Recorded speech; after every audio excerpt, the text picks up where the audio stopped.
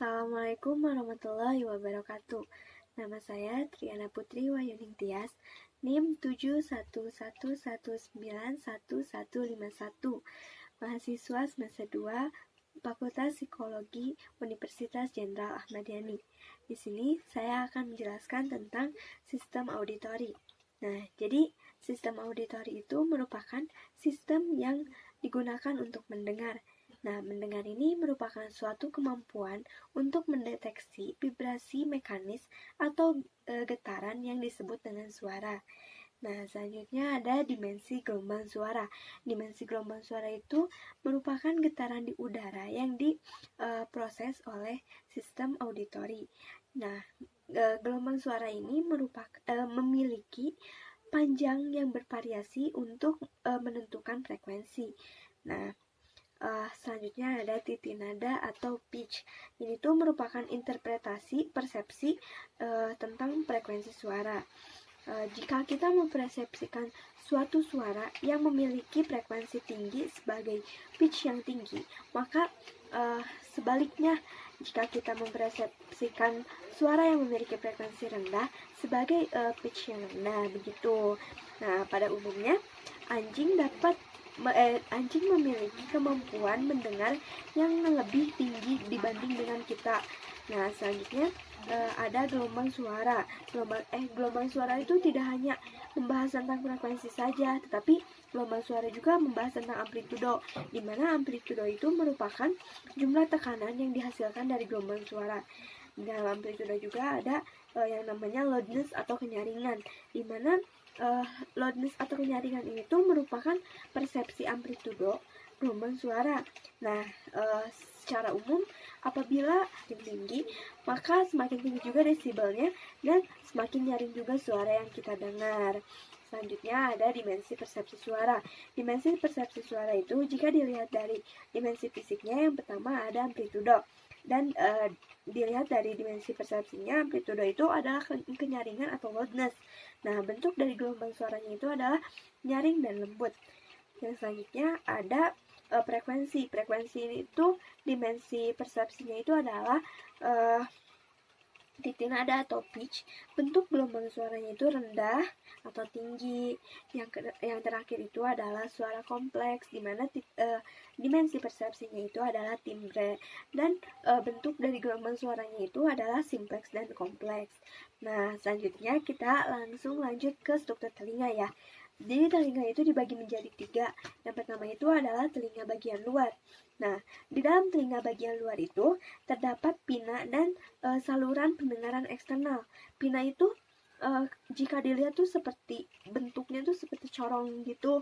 Nah, pina ini tuh berfungsi untuk mengumpulkan suara dan menyalurkannya ke dalam telinga tengah, begitu. Nah, yang kedua ada telinga bagian tengah. Telinga bagian tengah itu terdiri dari gendang suara dan 3 tulang kecil.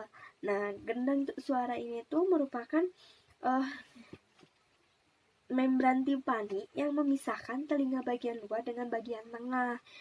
Terus serta bergetar sebagai respon terhadap suara. Begitu. Terus yang selanjutnya ada 3 tulang terkecil. Nah, di 3 tulang terkecil ini tuh ada tulang martil, tulang landasan, dan tulang sangurdi, di mana ketiga tulang ini merupakan suatu rantai yang tersambung dan merupakan tulang yang benar-benar emang paling kecil gitu di dalam tubuh kita. Yang selanjutnya ada telinga bagian dalam, di mana di telinga bagian dalam itu terdiri dari jendela oval, koklea, dan membran basilar yang berfungsi untuk mengubah gelombang suara menjadi impuls neural dan mengirimkannya ke otak. Nah, setelah itu ada teori pendengaran. Teori pendengaran itu dibagi menjadi 2. Yang pertama, teori tempat atau place theory, dan yang kedua adalah teori frekuensi. Nah, di mana dalam teori tempat ini atau teori ini menyatakan bahwa setiap frekuensi yang menghasilkan getaran pada titik tertentu di membran basilar gitu katanya.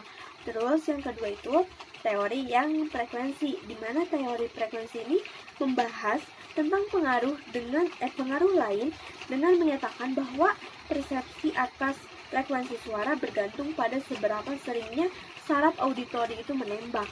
Nah, selanjutnya ada fungsi telinga. Fungsi telinga itu yang pertama untuk mengetahui atau menunjukkan di mana dan arahnya tuh, lokasi atau arah dari sumber suara itu. Yang kedua, mengenali identitas atau isi dari sumber suara tersebut. Dan yang ketiga adalah untuk memberikan informasi mengenai kondisi lingkungan gitu. Terus yang selanjutnya ada noise.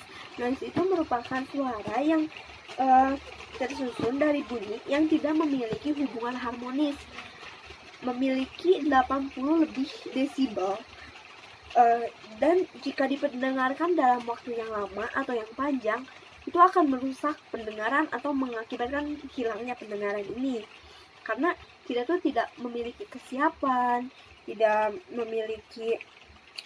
mau mendengar itu gitu, atau suara yang kita dengar itu kita tidak menyukainya gitu, seperti musik rock, atau ketika kita sedang diam kita dikagetkan, nah itu masuknya ke noise. Nah, selanjutnya ada gangguan pendengaran. Gangguan pendengaran ini dibagi menjadi dua juga. Nah, yang pertama itu ada conduction deafness, dan yang kedua adalah nerve deafness.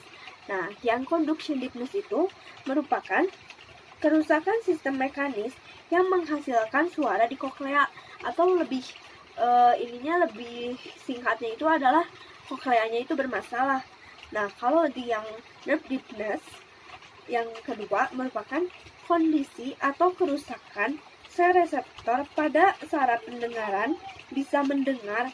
Jadi dia tuh bisa mendengar, tapi dia tuh tidak bisa mempersepsikan atau memaknai dari yang hasil dia dengar itu. Jadi kalau singkatnya tuh membran basilernya tuh rusak gitu. Nah, itu saja yang bisa saya sampaikan. Semoga bermanfaat dan mohon maaf apabila banyak kesalahan. Terima kasih dan assalamualaikum warahmatullahi wabarakatuh. Bye bye. Bye bye.